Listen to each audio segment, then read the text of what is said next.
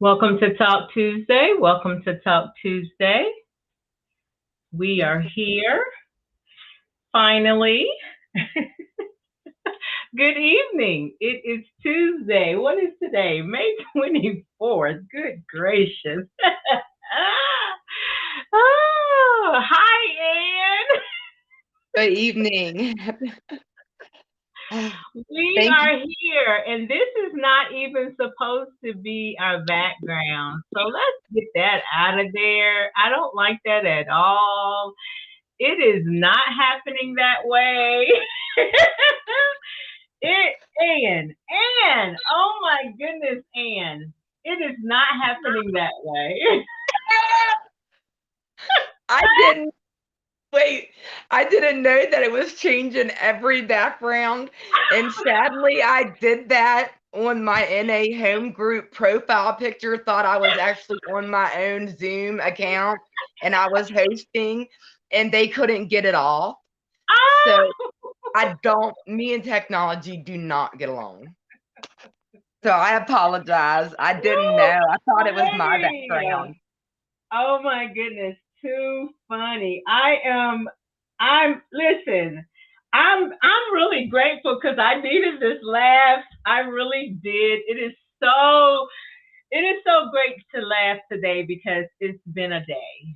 It's been a day. So, welcome everyone to Talk Tuesday. Talk Tuesday. We are episode 14, and we're coming down to the end of season 2 real quick. But we are so grateful for all of you guys that have been joining in with us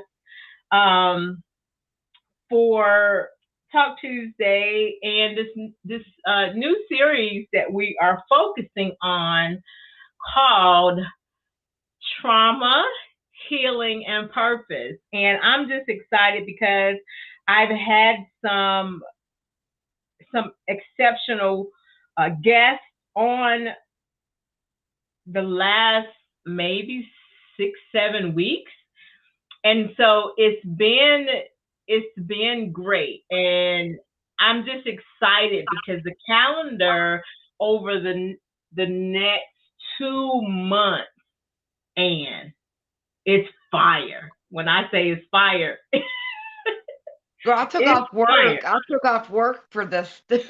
Yes, ma'am. And we thank you. We thank you. I um I am over here trying to make sure that everyone is on. I have Instagram on, and because we were dealing with technical difficulties, everybody's not on. So if y'all can just bear with me 30 more seconds and I make sure that everybody's on, then we will get started, and we will hear all about Ann's story. Ann has been so gracious to come on and share her story with us. And you guys know that I'm just um I try to be as transparent and authentic as I possibly can. And I'm just about I guess, Ann, I can say I'm just about getting this knowledge out and getting the word out because there's so many people, and especially today that I'm not even going to say especially today. Over the last little bit, month or so, we've had some very, very tragic events to happen. And then over this COVID season, we've had so many deaths and losses. People have lost things all over the land, and it's a lot. It's you never know what people are going through in their lives. And I've learned, because I'm a private person, I've also learned that you cannot judge what a person may be going through, may have gone through, or what their experience in their lives based on you looking from the outside in. And so that's my point in highlighting all of these survivor stories, all of these people that have gone through their process, gone through their healing process, and I'm over here talking and I have not pushed go. But I just have a passion about getting this word out because I know me and I know who I was. I still am a very private person, and I learned today you're even more private than I am. I am private. Yeah. And so it takes a large measure of courage to share your story in order to help heal someone else and get them through their healing process for their story. Because like I always say, it was someone else sharing their story with me that pushed me to share my stories. Otherwise I would have never, you know, shared those the most intimate portions of my life. And honestly, there's still some even more intimate portions that I will probably never tell because I do believe that there are some portions of your life that are yours and they're your private part.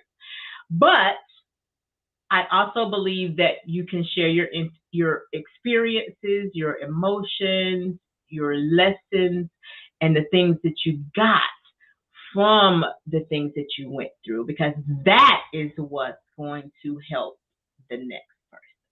I always say not everyone deserves a front row seat to your life. Not Thank you. everyone has privilege, just like I shouldn't have that privilege to have a front row seat in everybody else's life, you know.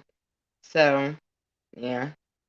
I totally agree. I totally agree. So Anne, I know that we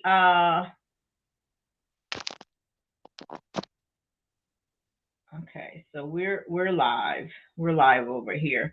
So I know that we kind of talked about a few things, I should say, while we were trying to get on and trying to get all of these systems to work right. You know, one day I'm going to have such an awesome team on my side where I'm not even going to have to worry about all this background stuff. Yes, yes, yes. I'm waiting on it. I'm believing it. I'm not going to have to worry about the background stuff, and I can just concentrate on my guests, and I can concentrate on getting this word out and just being there for the people. I'm kind of a little overwhelmed today because I've had several conversations about this very thing, and so I've been a little emotional today. I've been a little emotional today. So it just brings it all home even more for me. It brings it all home for me. So I hope we've made you as comfortable as we can, because now we've got to turn it over to you, Miss Ann. First of all, thank you so much for joining us tonight, coming on tonight, joining us, and the braveness that it took for you to come on and be able to share a little bit of your story with us. So, of course, you know that we are here, we're talking about trauma, healing, and purpose. And so I want to give the people a little bit of background on Ann and a little bit of information on Ann's story. So I'll turn it over to you, and you can give us a little background on your story. Okay. Thank you for having me. It's an honor. Um, my since before I guess I came into this world, there was a lot of trauma and stuff. There was a lot of things with my parents. They were very abusive and into addiction and crime and stuff that I didn't really know a lot about my parents. So when I came along, I was born into a life of addiction. So I was sick ever since I was a kid, and then molestation started at a very young age. Wow. Never dealt with because my father was on the run from the feds.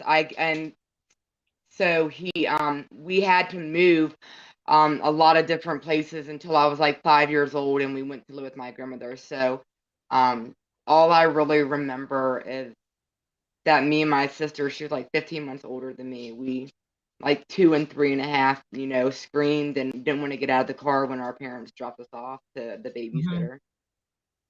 So that's like how it started. And I watched my dad very abusive to my mother. It was just a really dysfunctional relationship.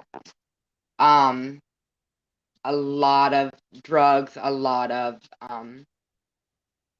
inappropriate things that children should not have ever been around. It was just, and then we came to West Virginia in 1986 to live with my grandmother, and that was like a breath of fresh air. Mm-hmm. I got family togetherness, with my uncles and aunts and cousins and stuff, and that's when I met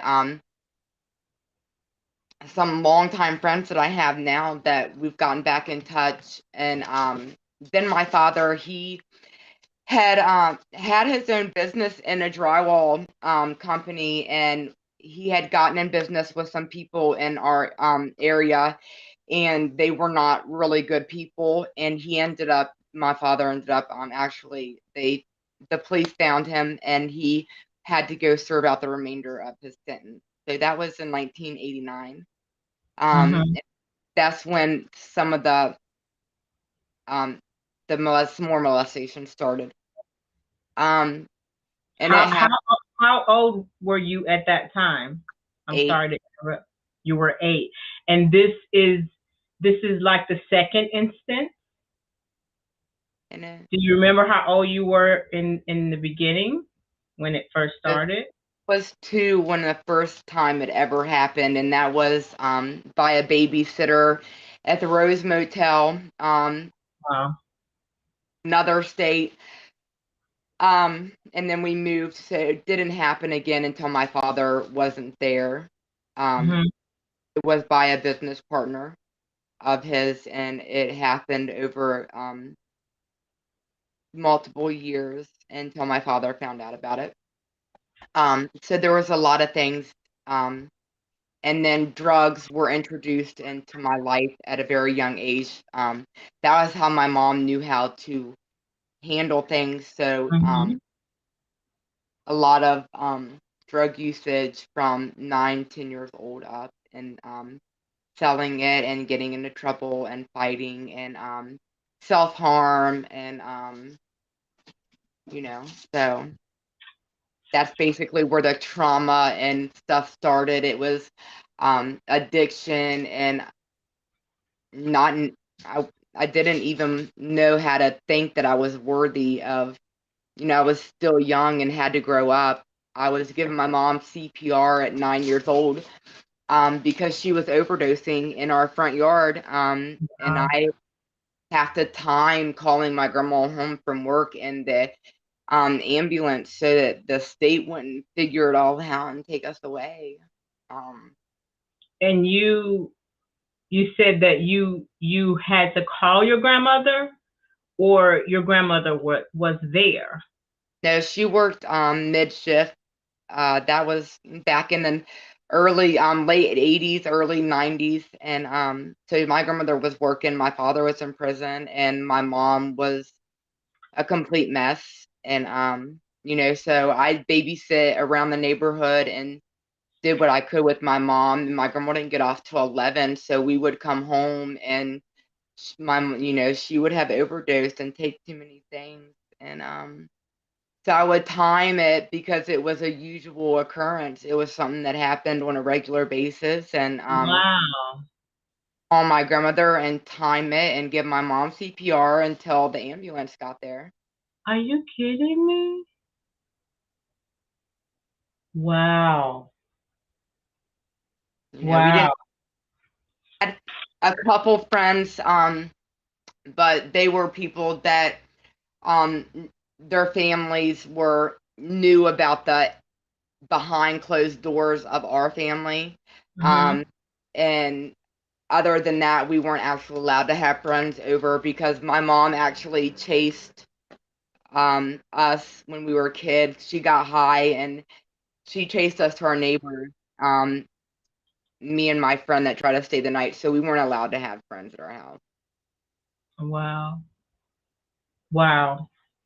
So, and with considering that this started like from birth, literally. I mean, of course, you didn't know what was happening, but you came into this world experiencing traumatic situations. I mean, you were born addicted to drugs, correct? And by two, you're being molested by a family member, The babysitter. the babysitter. By eight, you're giving your mother CPR because she's overdosed on a regular basis. 9. You're you're timing it because you know it's going to happen, and so that in itself is a traumatic childhood because you don't have a childhood. You're practically making adult decisions at 8 and 9 because you are giving your mother CPR because she's overdosed. Um, this may be a difficult question, and if you're not ready to answer it, that's totally fine. Or if you do you even know how you felt as a 7, 8, 9 year old? Obviously you were totally confused, but I knew that something was going to get me out of the hell I was going to go through for a very long time. I knew one day I wouldn't have to go through it anymore. I knew that. I you just knew didn't. that. Yeah, I knew that there was something watching over me and that was going to get me out of hell that I was Mm-hmm. living. That So is one thing. you literally hung on to a little bit of hope that no matter the hell that I'm going through right now as a child, when children are innocent, children are blessings, children are God hands us our children as little blessings in our lives. And here you are, that little blessing, having to go through traumatic situation after traumatic situation after traumatic situation. But as a child, you could hold on to that little bit of hope that say, oh Lord, one day, something's going to get me out of this hell that I'm going through. And I wanted to be a single parent. You, That was it. I wanted to be a child psychologist and I wanted to be a uh-huh. thinker because I didn't want my child to be raised in a dysfunctional house. Wow. So I'm a parent and given that child more love than a dysfunctional family would Hmm. be. And I wasn't able to provide that, so. And you came on that belief based on what you went through as a child. That's like you not having your mother or father in your life, and then you want to be the best mother or father that you can be to your children simply because you don't want to give what you were given. Simple as that. Like, it's just unbelievable. Thank you for answering that. I, I, I, I wanted to, just for me, I mean, not only for me, but for all of our viewers. I know we have YouTube and we have Clubhouse and we have Instagram and of course we have Facebook, but it doesn't matter. Right now, it's just me and you. And I just needed to know, like, because, and the reason I asked that, Ann, is because now that we're adults, sometimes we can go through some things that will literally gut us, literally take the breath from us, literally make us want to throw in the towel. And in some instances, we don't even know if we can hang on to that little bit of hope. Like the pathway is sometimes so cloudy that you can't even envision any hope. But here we have an 8-9-year-old little girl that has experienced some traumatic instances in her life, but she deep down pulls on the fact that I have some hope that one day I won't have to go through this. That speaks volumes to me. That's a lesson for us adults. You know, that's a lesson for me, that if a child can reach way down and know that there's a little hope left,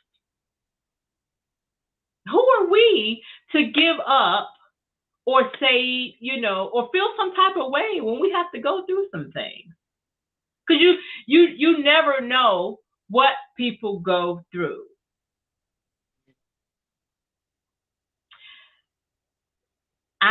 I met you in our E group. Mm-hmm.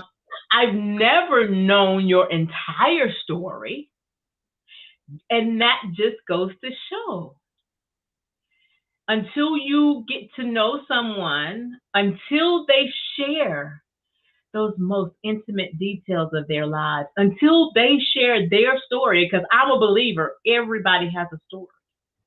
Everybody has a story.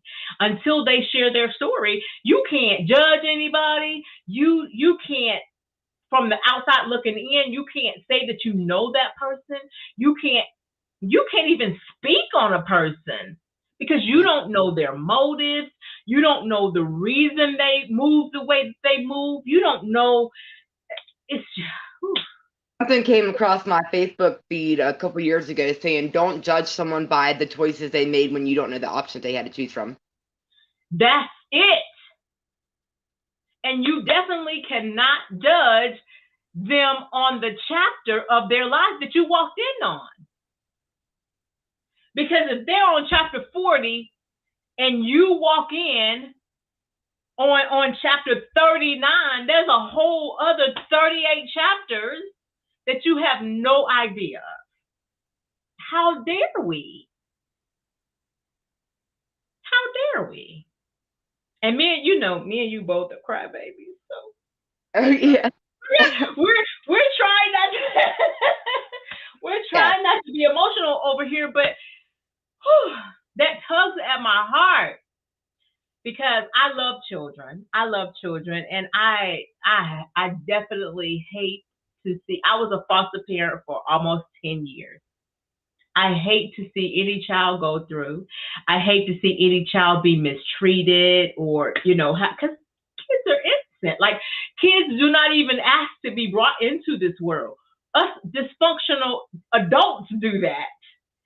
And then a lot of times we're not prepared to nurture, care, and protect them, because they don't know the way. It's up to us to teach them the way, lead them in the right way, and pray to God that He gives us the wisdom and understanding to know what we're doing. Because most of the time we don't. And if your parents weren't, I don't know whose parents are the absolute perfect parents, but if your parents, and in my experience, over generation over generation over generations, the knowledge of parenting and the things that we do and how we move and all that, it grows. Like, it's things that my mom taught me that I carried over into being a mom, but there's also things that she didn't teach me that I had to learn because times have changed. Like 1972 and 1990 and 2022 are totally different time frames, you Oh, know? yeah. Times are totally different. And I mean, the matter of 10 years can make such a difference. But let me get off my soapbox. So I said that to say I was getting ready to ask you a question. You held on to that little hope. Of course, you didn't know that Anne was experiencing trauma. Do you even know when you realized uh, what trauma was, or the fact that what you may have experienced was trauma? Probably when I was about 13, after I got put into state custody, and I went to my first Mm-hmm. psychiatric, started getting, there was a lot of misdiagnosis because of the drug use and the trauma, and the doctors not having the right information. So at that point, I had started um some self harm, and my parents were both arrested again at that time in the early 90s, mid 90s. Um, Mm-hmm. so the doctors, that the medicine they would put me on, I was on Xanax at a very early age in psychiatric hospitals and stuff. So I knew that what trauma was, because I had already been through, at that point, molestation and a rape as well, a loss of a child, and a lot of other things. So. So did you were you welcoming? Did you kind of understand the therapy or what they I were trying to uncover? So I quit talking for about a year, right before I think it was my 14th birthday. A couple of weeks before that is when got sent to a long-term group home, and I had quit talking because the stuff that they had done to me in the psychiatric hospital, and I shut down completely. So they just basically medicated me with as much as they could, and I went to art therapy, and so, and then a lot of other things happened. So they would ship me to psychiatric hospitals because I would try to commit suicide. Like 13 was the youngest age I had tried it, and I did have an eating disorder really bad when I was bulimic, and so they did try to hospitalize me and put a feeding tube and all of that, but it didn't work because I continued to self, you know, um, you know, kill the pain mentally that I was feeling, and that would never go away. Because even in the group homes, I went through a rape, and I had to testify against one of the other kids, and he stayed until he was 18, and I was so there was just it never stopped. It never stopped, and it just became something that I didn't really feel anything anymore for a Just long time. I didn't think so, you know. so you said with all of that you were introduced, of course, to drug use early on. Do you remember how old you were in the beginning when you chose, not that your parents were giving it to you or whatever, because you said something key just now. You were trying to cover up all the pain and find something to take all the numbness and the pain away. Mom, my mom hosted our acid parties. I never made it past the sixth grade with my family. I was sent away after that. So my mom was hosting acid parties. We had high schoolers there. My dad had his own business, and he did his own thing, and he did illegal activity.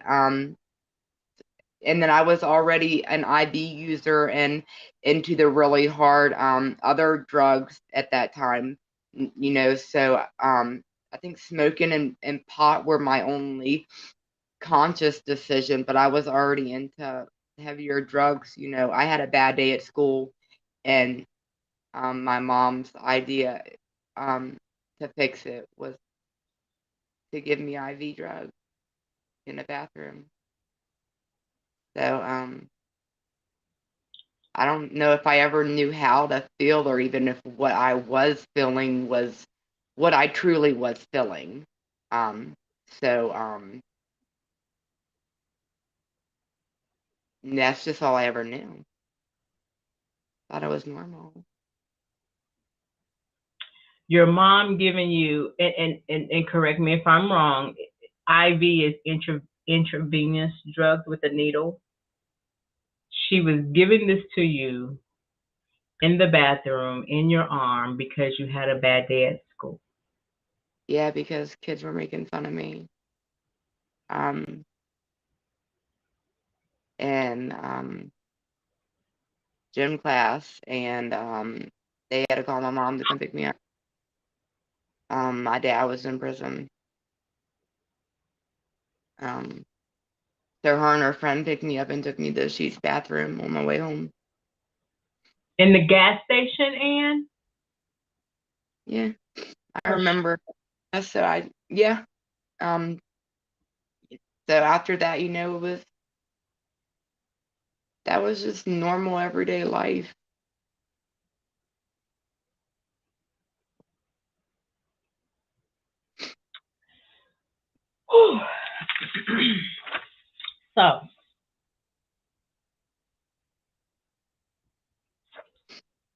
So, you relocated. You tried to forget all that had happened. I gave my son up for adoption 6 years ago. March was 6 years that I gave my 4.5-year-old son up for adoption. He was by my ex-husband. My ex-husband was my drug dealer.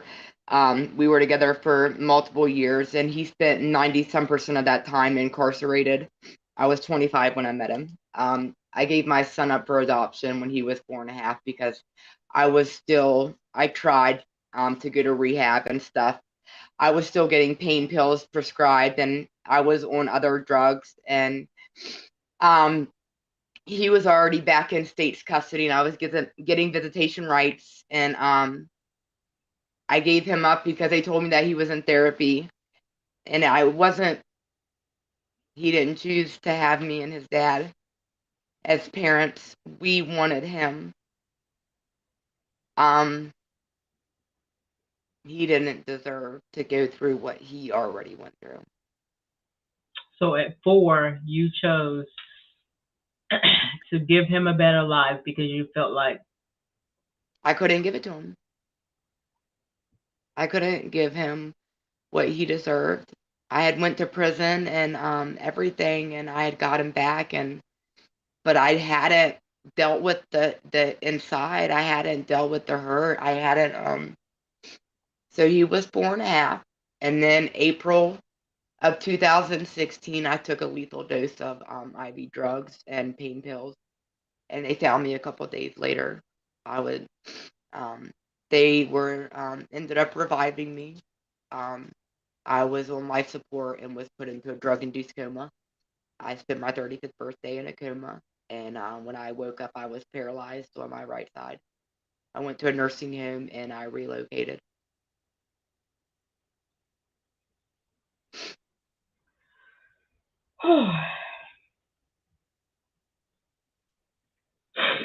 So you woke up from the coma. You was in the nursing home. Still in the hospital. Mm-hmm. I got sent to a nursing home for 3 months.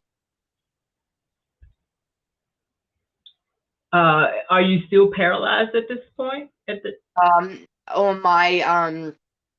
On my right, on my toes, I still have about 90% nerve damage on my lower right side of my leg, and then I don't have any use of my toes that much still, or feeling, and it's hypersensitive, like on my foot, and stuff like that. And then on my left hand, my joints froze up, so I just I can't use it. And I'm a lefty, so I'm still waiting with going through doctors and getting tests, to see if there's anything that they can do to try to get my mobility back. But no, I can run now because God made me see my worth 3 years ago.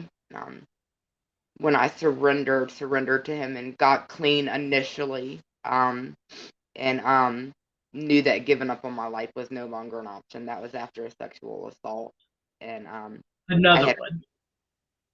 Yeah, in 2019, I had relapsed, and I got sexually assaulted, and I didn't know it.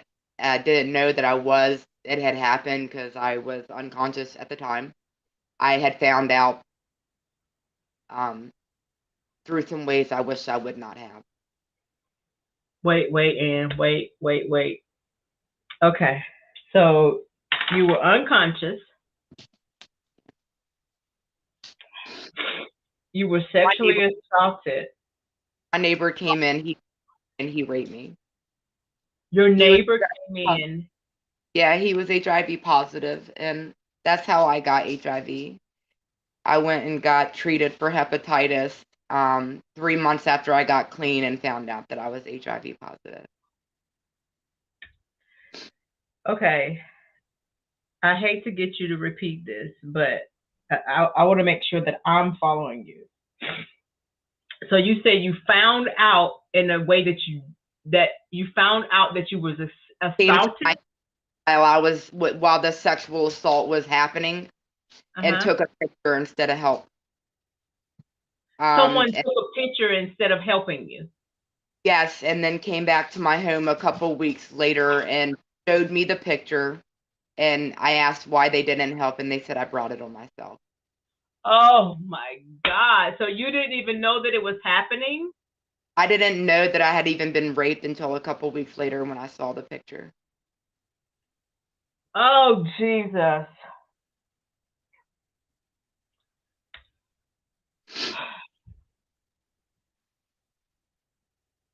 So I got clean. I got clean and I gave my life to God. I relapsed. Yeah. And gave your life to Christ. I got on my knees and I knew giving up on my life wasn't an option because I'd tried it before and it didn't work. I had about 8 breakdowns and locked myself in my house for 3 days. And that's the first time I ever heard him tell me that he'd always been there. He'd been waiting for me. And I changed my life that day. And that hope that you saw at 8 years old.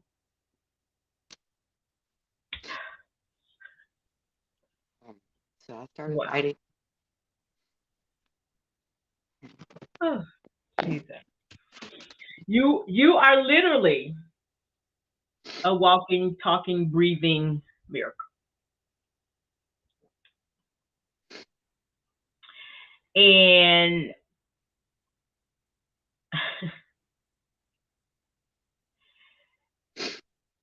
this is my point where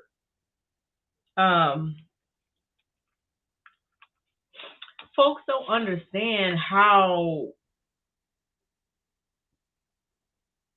your experiences can be so traumatic that they affect you in every area of your life.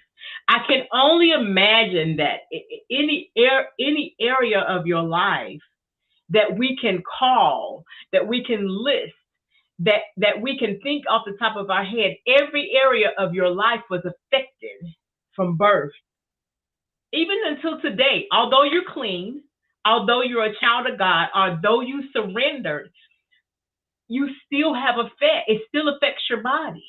It still affects your emotions sometimes. It still affects the way you move, like, because you even say you isolate yourself. You don't even want to deal You want to stay private. You want to stay to yourself because I've just found that peace. And I don't want to give that up yet. I spent my whole life identifying myself by what other people did to me or thought of me or said about me, and I don't have to do that today. And I know that that peace of mind that I feel and that I get, I crave that. I crave um I crave my solitude because I never got it. And how old are you now? I just turned a happy 41. A happy single 41. And how long have you had your peace? Oh my God. I've maintained by the grace of God with his help on a regular basis for damn near 3 years now. Oh. Slowly but surely, but it's taken a crap ton of work and I will never be finished. But where I'm at today, I get to work. I was on disability for 19 years because I was beat at 17 and had to get a major back surgery that left me disabled for almost 20 years. So I couldn't work. And today I get to work. I get trusted with 4 animals that my God brought to me that needed me as much as I needed every one of them. And I have a wonderful friends and family, man. I wouldn't have none of this if I wouldn't have went through that, and I don't count the HIV as a curse if I can't count it as a blessing as well. Um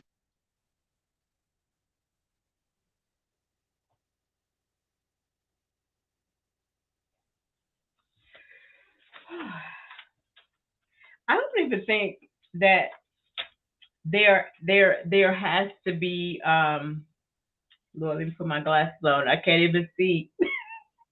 Me either. I don't think we have to. I don't have to ask you any questions because we covered everything. Like I we was covered everything. misdiagnosed for 26 years with multiple mental illness because the trauma and the addiction were so hand in hand that it actually brought about mental illness. Mhm. And when I got like initially clean, because I don't even have 5 months clean, I messed up over a drink over New Year's Eve, and now I have a sponsor that I can be honest with, so um now it's on my permanent record that I didn't have paranoid schizophrenia, bipolar, multiple personality, that I'm maybe that this whole time that is PTSD and anxiety and a depressive disorder. That 28 medications that I was on off and on since I was 13 years old, I only take 5 now.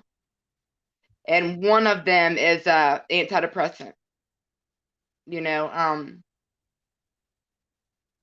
and I would not have gotten all this far if it wasn't for having enough and being betrayed and left by everyone that I ever placed trust in, and being left alone for what I thought was alone, to find, that I was worshiping the world. And today it's still a battle. I have false teeth because of my bulimia. I still suffer from an eating disorder. Um, I battle it every day. Um, but I'm better at it today because I don't, it was not as bad as it was.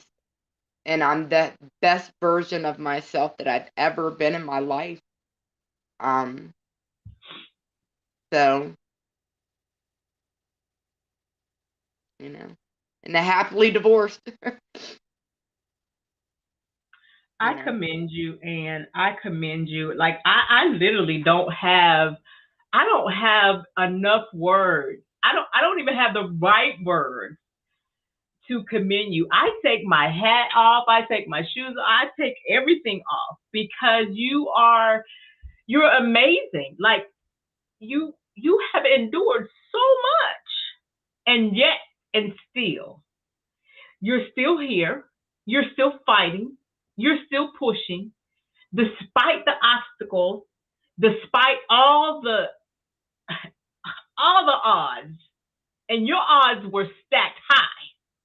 Oh, I have people that don't want nothing to do with me because of the stigma of HIV, or a lot of things, but it's a motivation, because that was my father closing a door on, an opportunity that was never an opportunity. Um, I'm finding myself. If it wouldn't have been for that diagnosis, I don't know if I would have pushed as hard as I do today for a healthier life, to be balanced mentally, physically, and spiritually. Mm-hmm. So I'm grateful for it in so many ways. And that's weird, and I don't, people probably don't understand that. But there are things that people will, never know about my story that have to do with the reason I'm the person I am today. And that's okay. I totally agree. It's okay. It's totally okay. One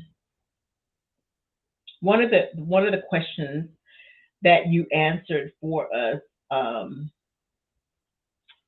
which is one of the things that I asked, what you wanted to leave with the audience today after telling your story. And I just want to read what you wrote, and then I want to move to you telling us about this goal, this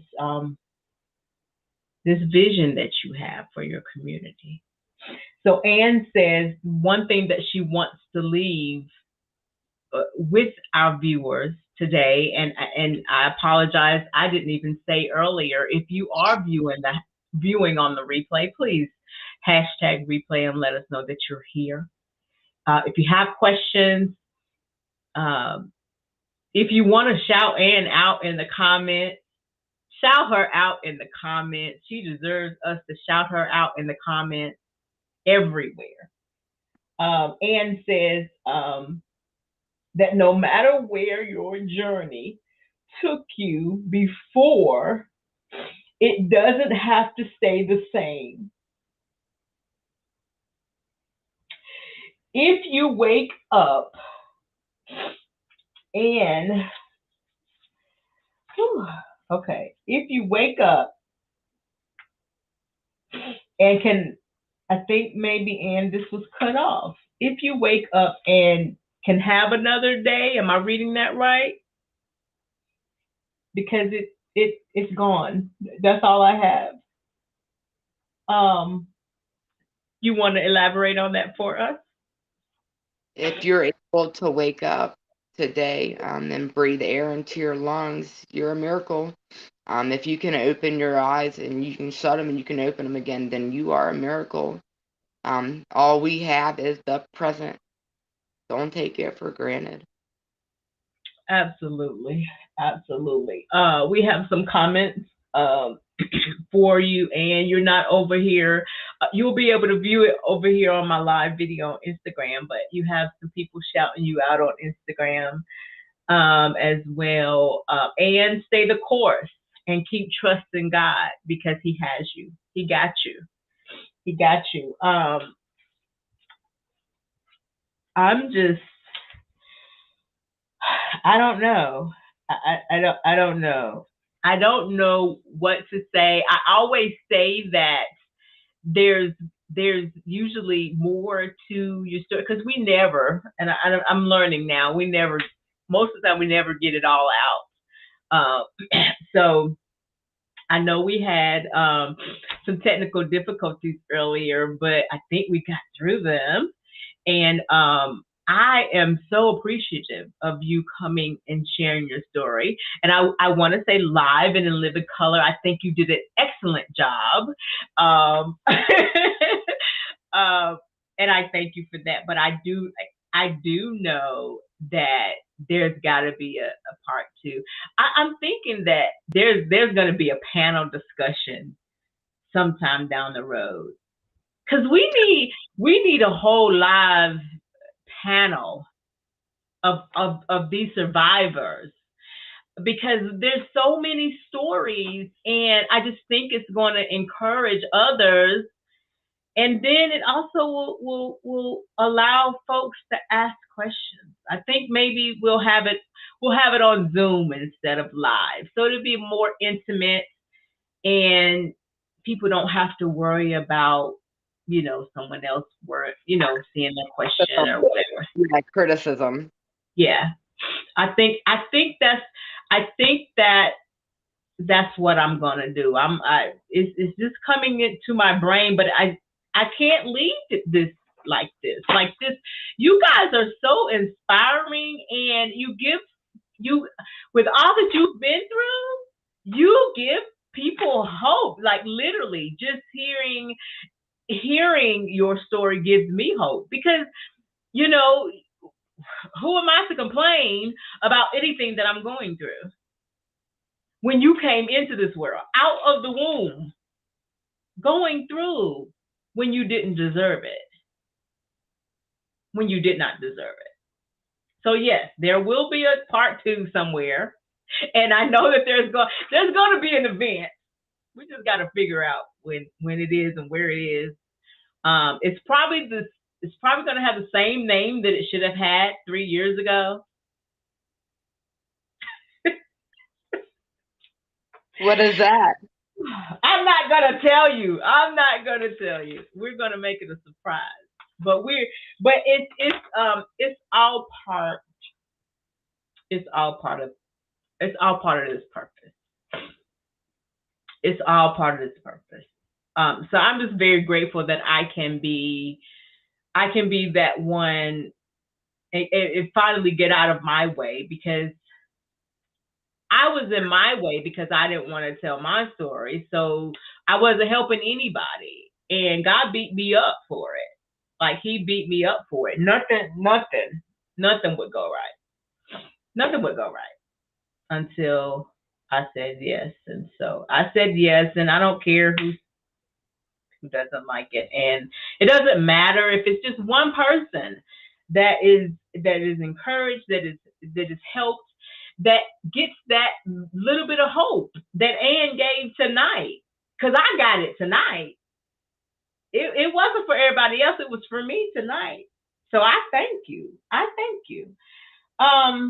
So tell us about this vision that you have, this community that you have in mind.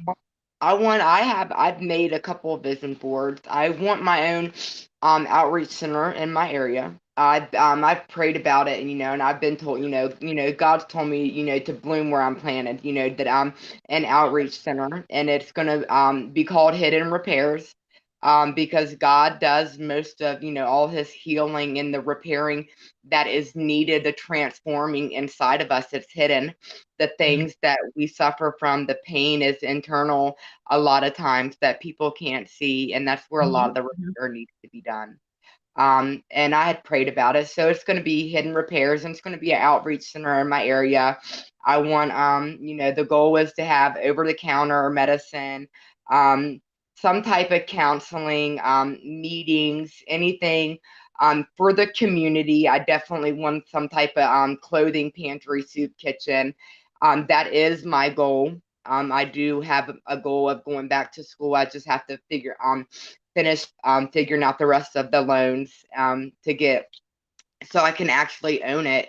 And but that is my goal. I want it because it is desperately needed in every community. But who am I to judge someone for the path that they're on when we're all on our own. All we need to do, I know my purpose is to spread the love of Jesus, the word of Jesus, the forgiveness that, and the grace, and give that grace, because he so freely gives it to me so, so often. And to just, that's all I want to do. If I can help just one person and let them know that I don't care what's going on, there is someone that cares. And I do that now. And I was doing that for a while, like just getting a bunch of personal products and a lot of extra like snacks and stuff and giving it to the homeless people. But I had to move a little over a year ago, and I had to make a privately listed address, so I had to kind of stop on helping as much as I wanted to. So yeah, an outreach center. Well, we're praying. We're praying. It's gonna come to pass. Happen. It's gonna come to pass. Everything is being strategically set up for you. I believe that. I've only been working 18 months for the first time in 19 years, so I can't go from not working all my life to owning my own business. I know God doesn't work like that. You don't know now. Wait a minute. Wait a minute. I don't even know how to get on the live stream. That's how technology deficient I am. Okay. You weren't supposed to tell anybody that. It's okay. I admit my vulnerabilities. I know someone else can relate to my defectiveness. Well, that's why he's going to give you a team. You ain't got to worry about it. They'll take care of it for you. So much. You're absolutely amazing. Thank you so much, Ann, for coming on here and so blessing us tonight. You have made my entire day in the last hour and a half. I appreciate you so much. Any way I can help, please let me know. Please. You already have. Because I know God has a purpose for all of that you're doing, and he's gonna, I mean, you wrote it down. I know you have wrote it in more places than, on my questionnaire, but you wrote it down. You spoke it out of your mouth. I already have my first time. I even made, oh yeah, I did. I'll show you. I even made my own first sign called Hidden Repairs. Oh yes, what? I never quit, work for it. Oh yes, I'm not. Oh my God. Yeah. Amazing. And I sit in my kitchen. Yeah. I love it. Yeah. Oh my God. You have to manifest, what your dreams are. Absolutely. You're going to make me cry myself to sleep tonight. I'm just going to tell you, my eyes are going to be so puffy tomorrow. Hey, at least we'll sleep good because I need it. Oh, yes. And thank you so much. We're going to get off here because it's already 11 after 10, and we're going to get us a great night's sleep tonight. But look out, because we're coming back. Part 2, Ann Tucker, somewhere down the line, a couple, 2, 3, 4 months. But we're going to put together this panel. God's going to download it to me, and we're going to put together this panel, and it's going to be absolutely amazing. I already know. Thank you. If you have any questions for Ann, like I said, you guys encourage Ann in the comments from now to eternity. If you have any questions for Ann, if you have any questions for me, please let us know. Again, if you are viewing the replay, I don't know why I'm backfeeding now, but anyway, it'll be all right. But if you're viewing the replay, please hashtag replay. Let us know what you think about this video. We need to know what you think about this video. We love you guys. It's Talk Tuesday. We'll see you next week. Same what they say. Back channel, same back time, same back channel. We'll be back next Tuesday, 9 p.m. Thank you, and have a great night. Thank you, you too. Bye.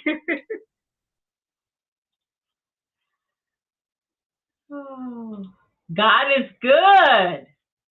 Yes, he is. He is absolutely good.